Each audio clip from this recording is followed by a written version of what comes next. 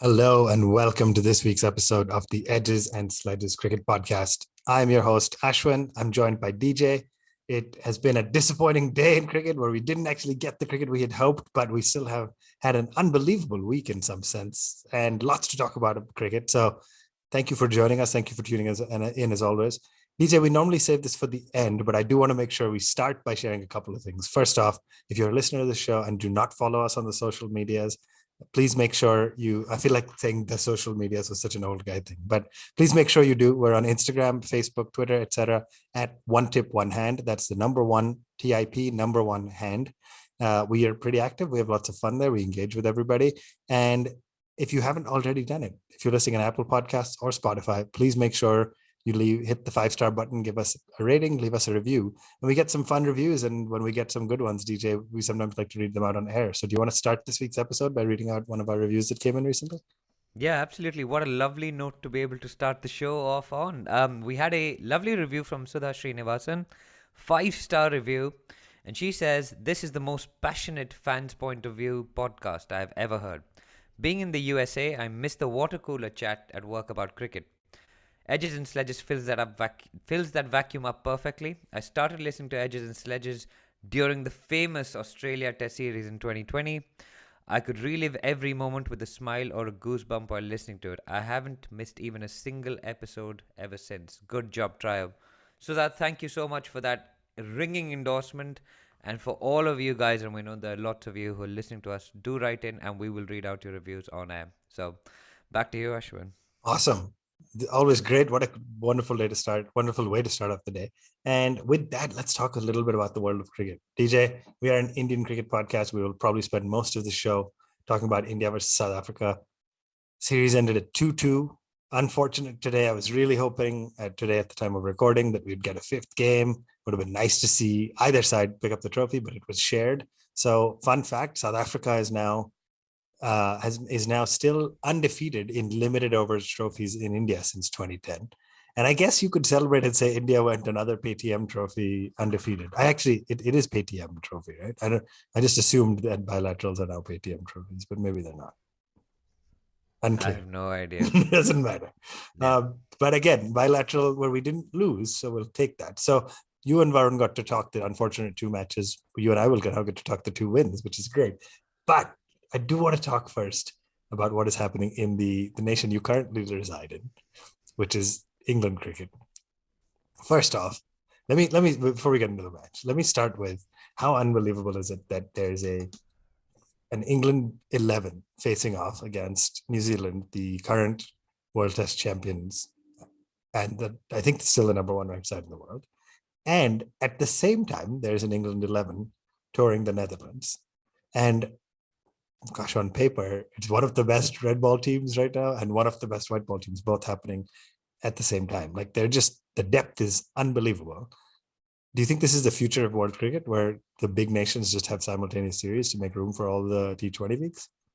I mean, I think Jay Shah said the same thing as well, didn't he? That he came out and said in the future we'll be looking to have two separate teams that play white ball cricket and red ball cricket at the same time. Probably off the back of the announcement of the 2.5 month IPL that he said. I think the IPL window is going to be official soon by the sounds of it, from what Jay Shah said as well.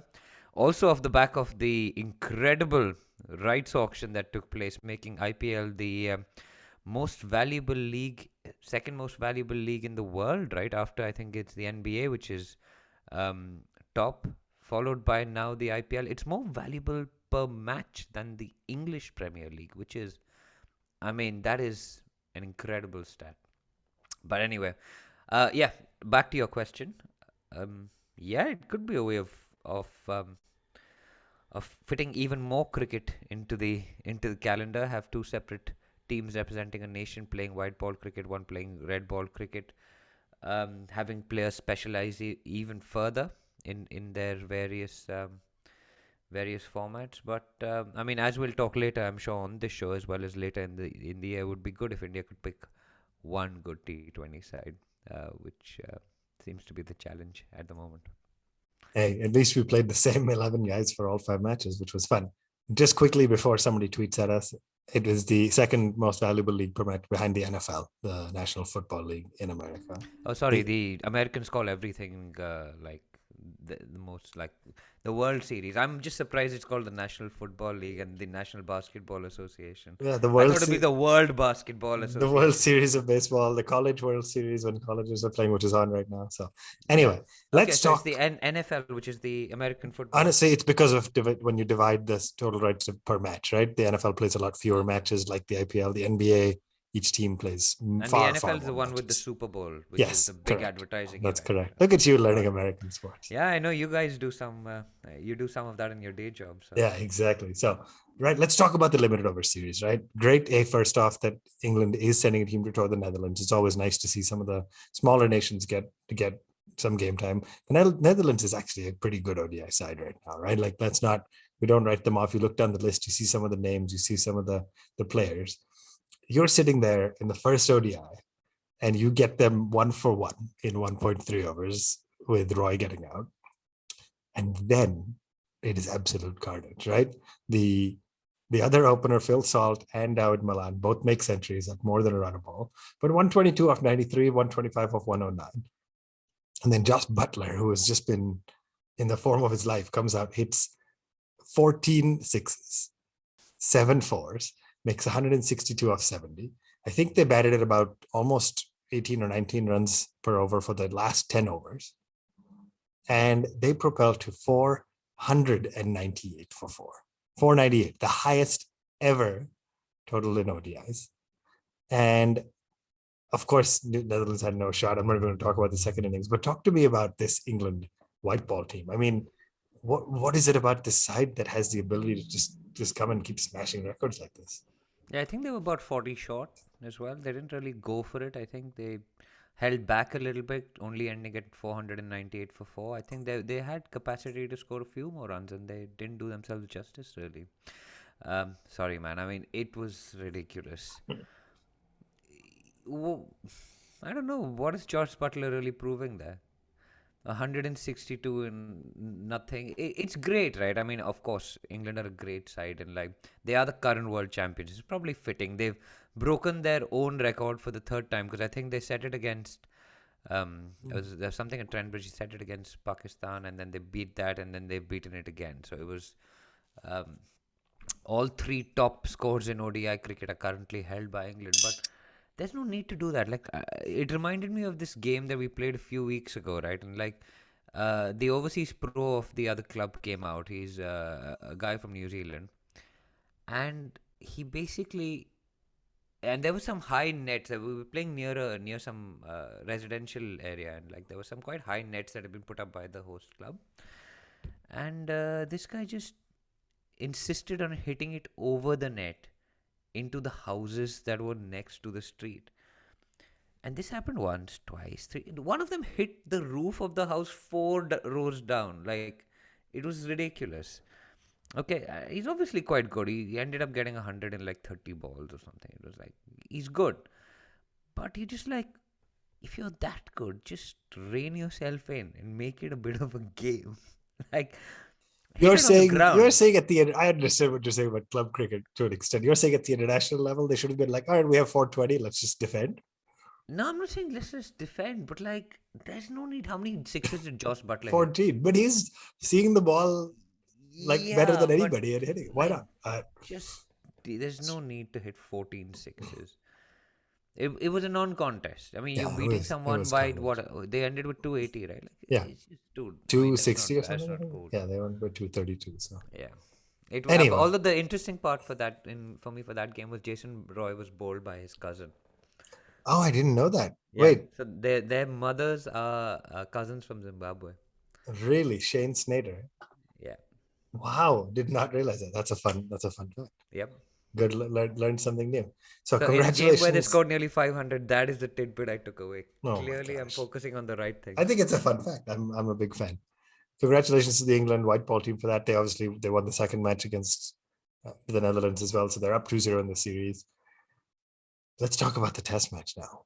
Let me ask you this. If I didn't give you any context and you hadn't watched it, if I told you the number one ranked team in the world bats first, makes 553, then gets to bat again and makes 284. If you just give me that much information, I would never have bet they lose, ever. It just, the math, I've watched Test cricket my whole life. The math doesn't feel like it makes sense that you can make 553 in your first innings and come out and make 284 in the second and not end up on top. You would assume England batted first, made 800 or something, and then New Zealand made 284 and England had 20 runs to chase. That wasn't the case. England didn't get a lead. They were 14 short in the first innings. New Zealand comes out, makes 284.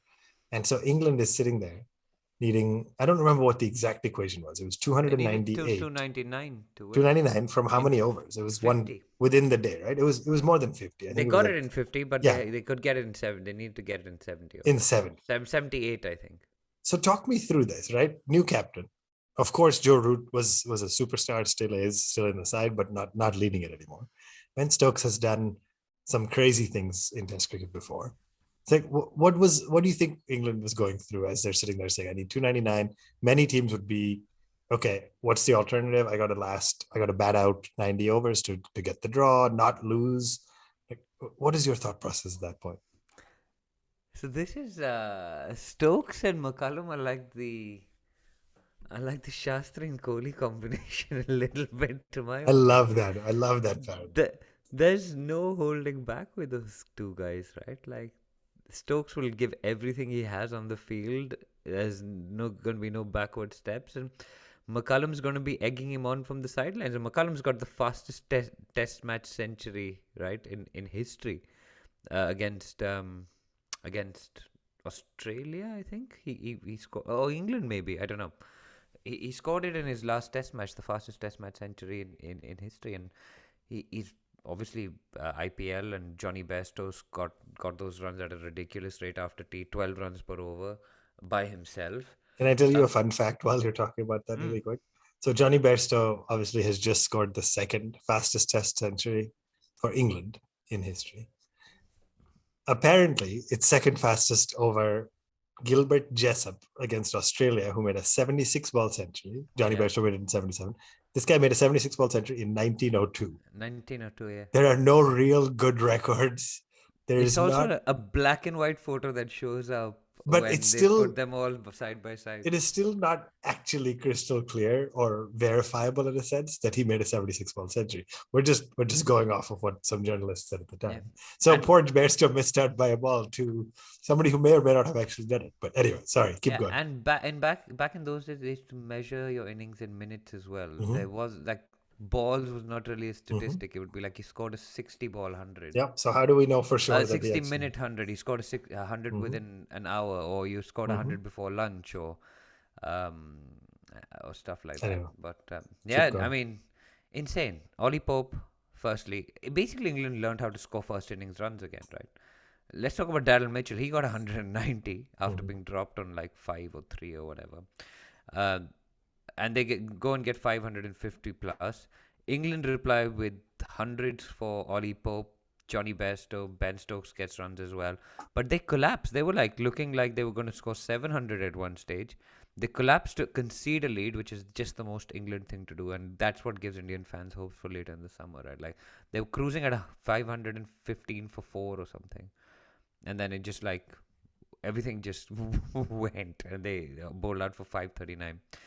And then New Zealand played a very curious innings. I think they were trying to go for the win within the 70 overs. Remember, this was being played at a similar kind of stage where India bowled them out at Lord's last year within, 60 overs of hell? Is that the line from Kohli? I don't remember. If you don't remember, how will I remember? No, I think that's what Kohli said at Lord's last year, right? We're going to give them 60 overs. Mm-hmm. And I want it all to feel like hell. But they gave them 70 overs.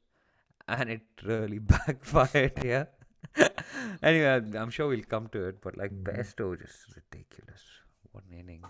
So let's talk about that, right? Yeah. Again, I'd say Ollie Pope making the century was probably the highlight for England fans. Root looked great. He has been. They still, arguably, despite having a great match, probably have a little bit of an opportunity with the openers. I'm not personally convinced on Leeson and Crawley, but middle order looks absolutely stunning.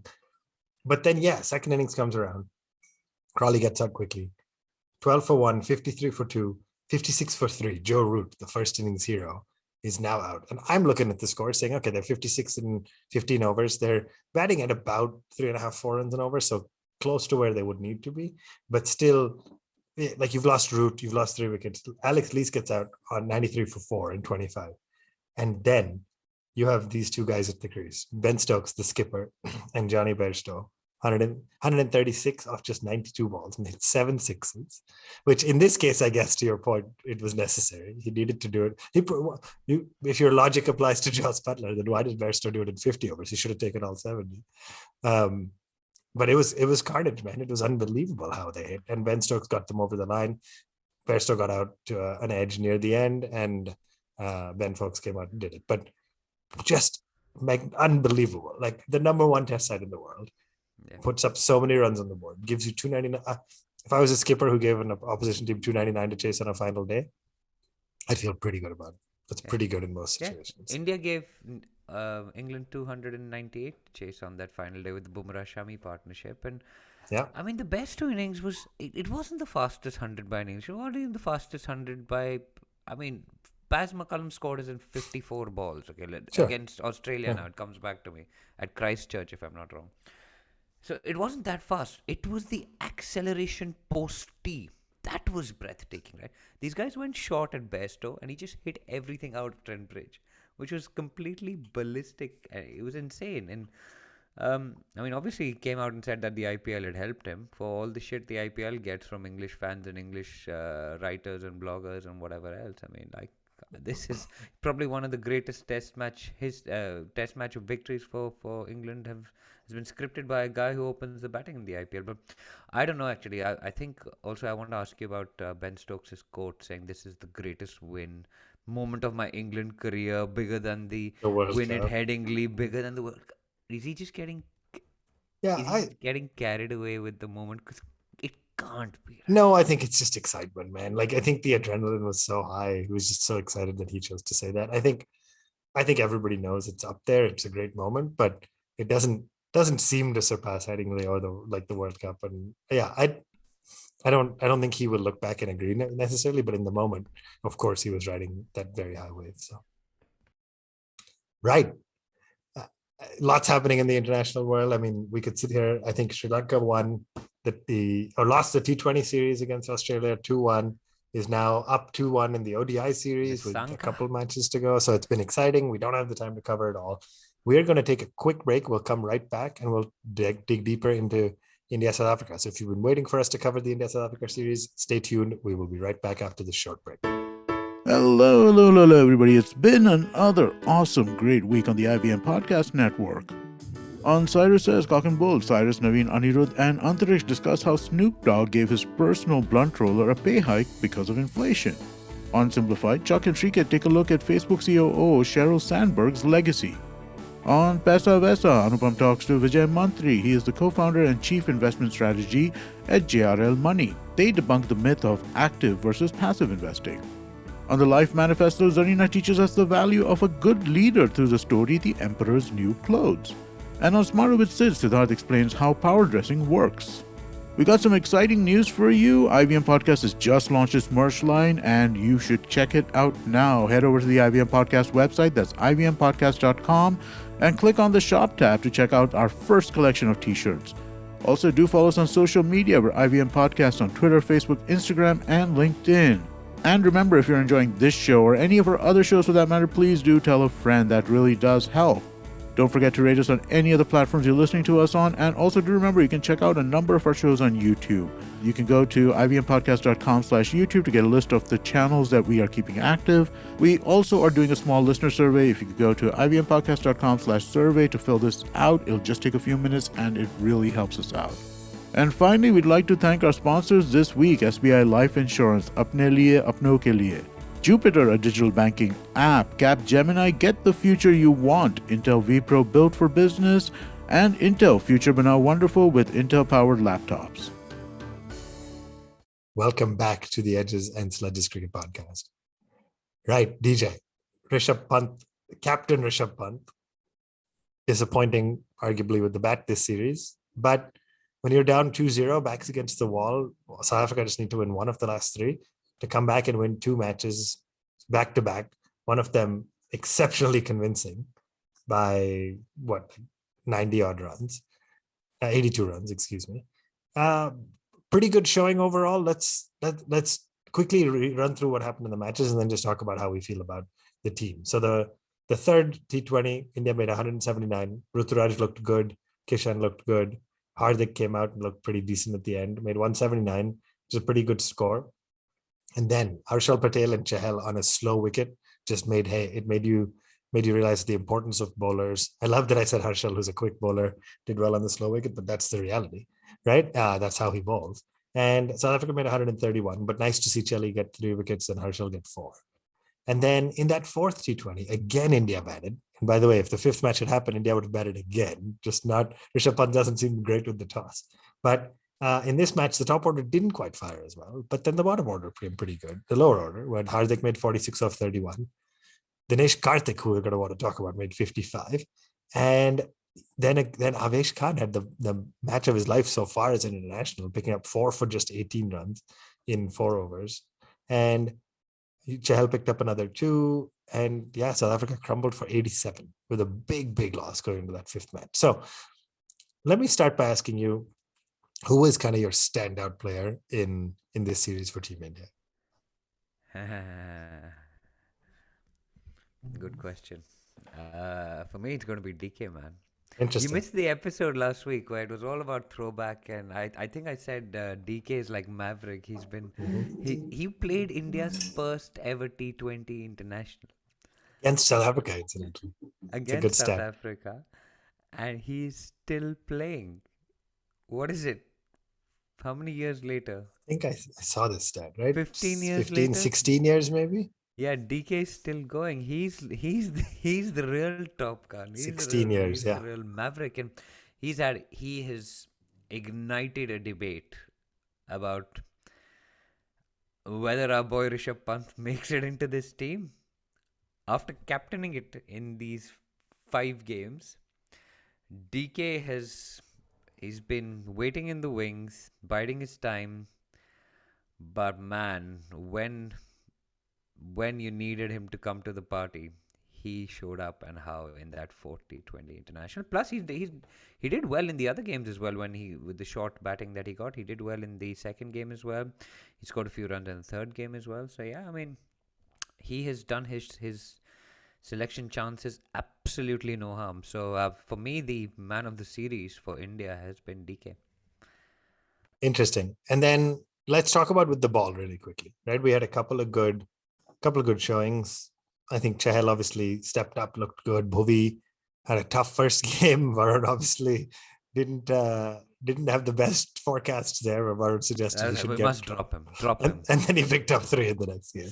Harshal looked pretty good. Avesh, like honestly, pretty good outing all around with the ball. I don't think did Hardik bowl much this series? I don't think he bowled much. He opened the bowling in the 4th game. Yeah, but nothing much to write home about. But who were your highlights from a bowling standpoint? So Avesh obviously picked up 4. Bhuvi obviously picked up 4 in one game as well.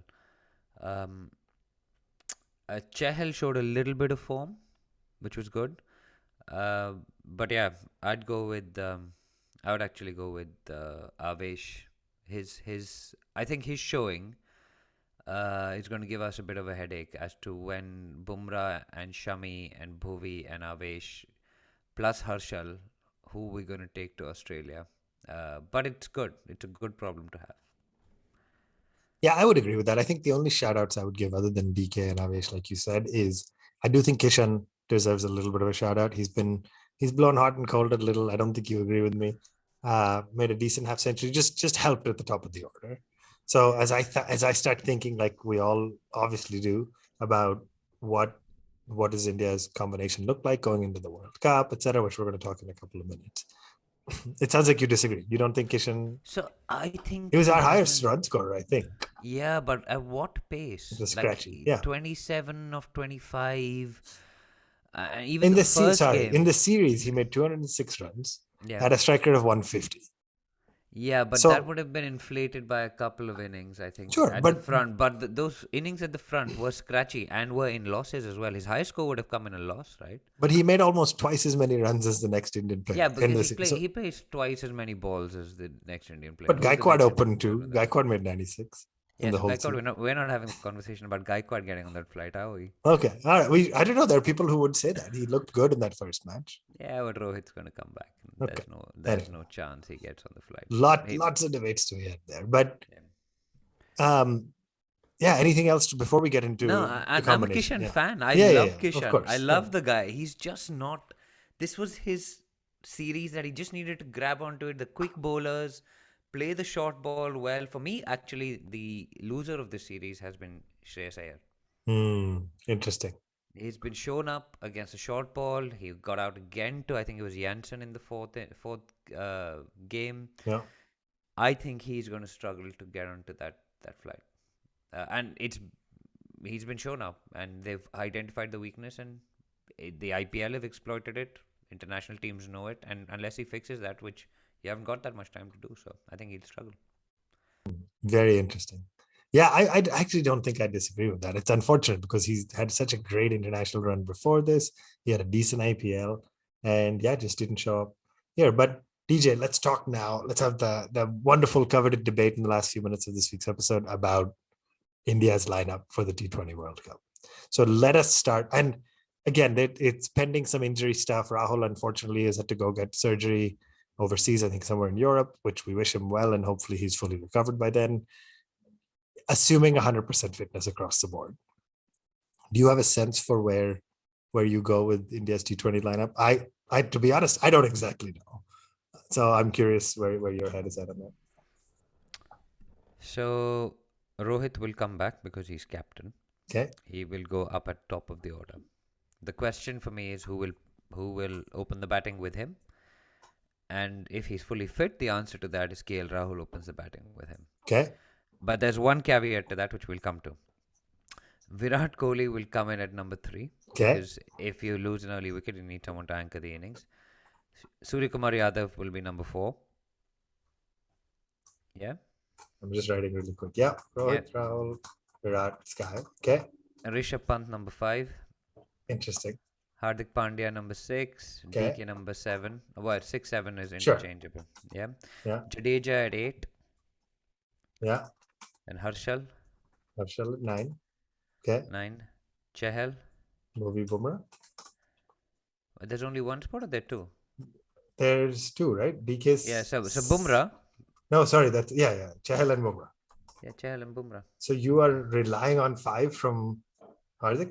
So that's the question, right? So can you can't- play? This is a so, no disclaimers but type No, of this this, is the But point. fair. Yeah. Can you play Pant, DK, and Rahul Yeah. in the same 11? Yeah. And that's where this is where the Kishan question is not even going to arise, Yeah. because the best 11 has an Yeah. issue Yeah. with you can't bowl Pandya for 5 overs, so he needs to be the 6th bowler, and therefore the only spot for Pant is either right up on top, partnering with Rohit, Yeah. or he goes out for DK, and DK is a more reliable player, or KL takes the gloves. You don't and think Pant plays. But Pant then opens the batting and KL bats that's low. not So you happening. get left hand, Sorry, right hand. but that's not going to happen. Like, Yeah, but we wish it happened. Sorry. We wish it No, hold happened on. so many years ago. What I think you've just listed is what you think will happen. Yeah. So What would you like to happen? What would I like to happen is, And this is a contentious because you might drop because Rohit, you might drop Virat, you might drop. Yeah, so I think what I would like to happen is one of Rohit and Virat to play, because I don't think we need them both in this side. And if that is the direction that we're taking with this conversation, given that one of them captains the team, the guy that we love the most on this show, which has been like banging on about for the last, I don't know how, 240 episodes about how much we love Virat Kohli, does he find a spot in this? But then are you going to make Kohli sit out for Pant? I mean, That's the question. Right. That's the question that you're asking I me. think you might get cancelled on Twitter, DJ. I don't know. I should cancel myself. I'm saying, will Rishabh Pant sit out or will Virat Kohli sit out? But you're finished. Interesting. But So don't you think DK deserves this spot? I mean, he's done everything. He's had a fantastic IPL. He's had a fantastic return to Team India. He's done what he's done in Nidahas. He's got the experience. You can see him contributing on the field. He's quick in the field. He's fit enough. Sure, he's willing to contribute. There was an interview with Kohli, right? Him saying, I want to go back to Team India. There's a World Cup coming up. I want to be back in that team. But again, the issue with having Rahul, Rohit, Kohli as the top three is, guess what? These guys were the top three last time around. And how did that work out? You didn't qualify for the playoffs. Or I should be calling them the semi-finals in the 2020. So, questions, man. Questions. So I think I think I'll probably get cancelled. If I don't get cancelled on Twitter, I'll get cancelled by my own brother who'll disown me. But I actually think, based on where we are today, if you are going to penalize somebody like Shreyas for the IPL and for the South Africa series, and we have a big England series coming up and more cricket, so there'll be more assessment. But if you're going to not think about somebody like Shreyas on that, if you're going to be 50-50 on Kishan because of something like that, I do not think Rishabh Pant plays. I do not think Hardik can be relied on consistently for 5 overs, maybe 1 or 2 matches. No, but you can't. There's no question of that. But there isn't. So for me, and to your point on Rohit, Rahul, and Virat being the top 3, you're right, they're the top 3. I think this is it, sort of, right? Now we can argue the merits of whether they should get one more chance or not. I think they will. And I think the BCCI will go out there with the same 3. Like they've already changed skipper. They'll go out with the same strategy. They'll give more license. I think Sky, Pandya, DK is a different level of hitting in the middle to lower order. So I think the top 3 will stay, and they'll just be told this is it. And if we don't win or come close to winning this World Cup, then I think the writing's on the wall. And especially when you layer on, okay, red ball and white ball teams may be different next year, IPL window, Rohit, Rahul, and Virat will probably all prioritize red. Like we can play a team like Kishan and Gaikwad and these guys all to play white ball cricket, and those guys will prioritize red. So I think the team as of today, which is probably going to change a million times, it's probably Rohit, Rahul, Kohli, Sky, Pandya at 5, because that's where he's excelled. Okay, yeah, fair, because you've then got rid of I'm Pant, right? I'm going Pandya at 5, DK 6, Jadeja 7. I think Jadeja is talented enough to bat at 7. Yeah. And then the interesting question is for 8, 9, 10, 11. You've already got Pandya and Jadeja as bowlers. So I think Bumrah, of course, Harshal, of course. I think Chahal does come in as well. And then on heavily spinning wickets, I think somebody like an Ashwin maybe gets out. Ashwin might, but it's Australia, so yeah. But because Ashwin in the team gives you batting till 8, I think they'll go between Ashwin and Bhuvi probably, because either of those guys can bat. Ashwin might be a slow mover in the field on those big grounds. That's true. So anyway, that one is TBD. But it's shocking. But I think Pant goes, and honestly, I think if he gets a spot in, it'll be at the cost of Sky. I think that'll be that number 4 spot. Not DK. Because they're playing different roles, right? The finisher role. The way DK has set himself up as finisher in T20s for India, then in T20s again for the KKR, and now he got one opportunity in the series. And my God, sorry, what did I say? KKR last year, he was good last year with KKR, then with RCB, and now I don't think you can drop a guy who could give you that and role. So you started the question with, in an ideal world, what would your 11 be? In an ideal world, Rohit and Kohli would excuse themselves from this World Cup and let the young guys do their thing. In an ideal world, Shikhar would play for me. Shikhar and Manish Pandey would be in your top 3. In your top 3, scoring at 78 per 100 balls. But averaging 50. In my ideal world, that's what would happen. And if we lose this World T20 like we did last year, I cannot see Rohit Sharma and Virat Kohli justifying their spots. Rahul, to my mind, plays a different role for India T20. He scores much faster than the IPL. He's got his critics in the IPL, which are fair. They're fair criticisms. Yeah. He's an anchor bat solely, but he scored hundreds for India in the T20 game, going from ball 1. He has the fastest IPL 50 as well. He can bat in that way if he wants to, and he does that for Team India, in the knowledge that he has a Kohli or somebody else or a Sky coming after him.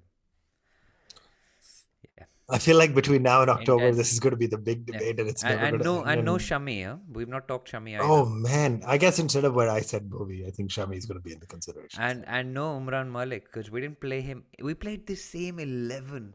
What is Rahul Dravid doing? Why are we you have playing to the same? Man, 11 I don't think you for can 5 criticize it. games? We criticize when they chop and change too much. I don't But for personally 5 games, you need to play the same side? give them a shot. I don't think Arshdeep and Umran, you could argue they both deserve their spot.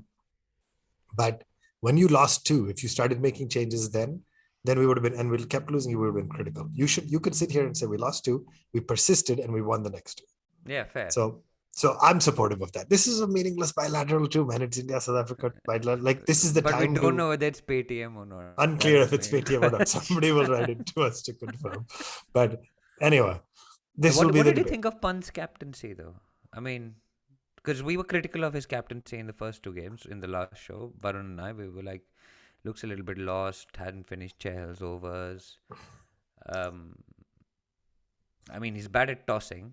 Clearly. Yeah. I mean, look, what Dravid has come out and said is it's too early to judge, which I do kind of agree with. If you ask me what do I think of Pant's captaincy off of him being Delhi's captain, plus these 5 games, I'm not too impressed with it. Right? Like I sit here saying I don't think he's the right leader for Delhi. He's a great commercial asset, great batsman for Delhi. He's been great for us over the years. I don't think he's the best captain we would have had. I think I would have retained Shreyas in a different world, etc.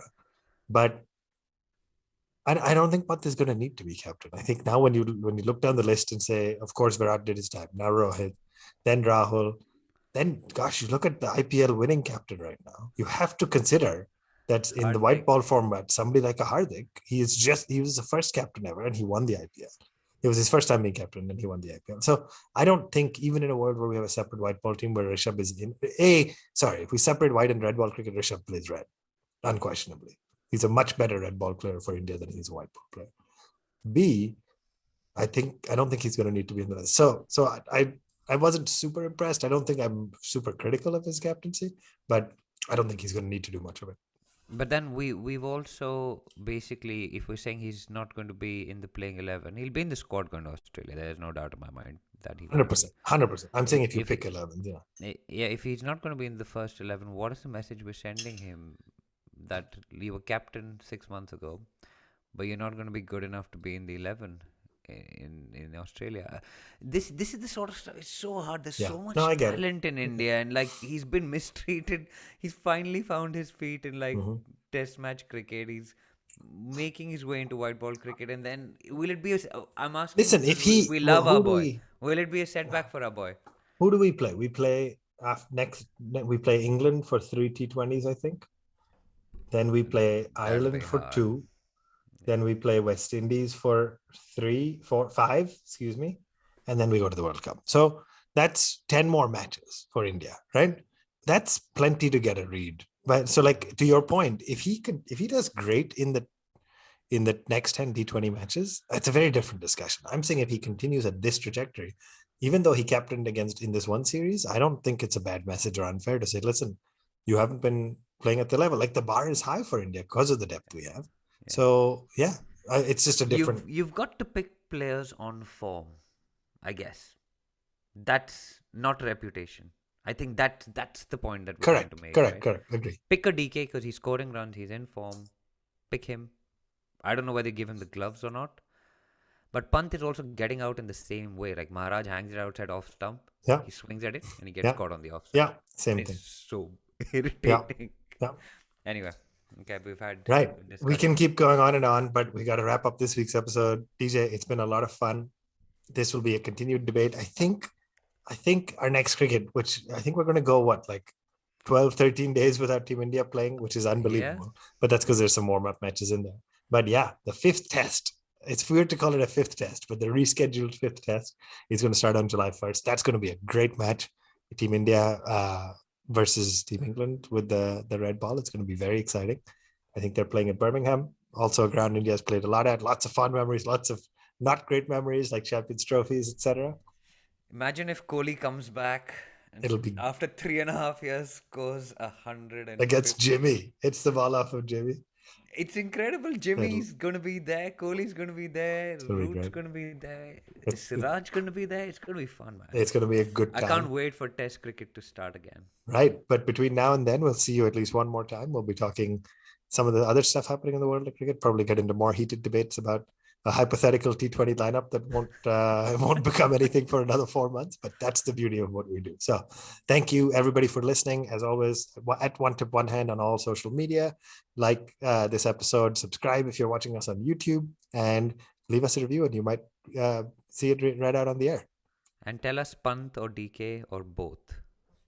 Yes, That is the right. theme for this week's show. That's it. All right. Thank you, everybody, for listening, and we will see you next week.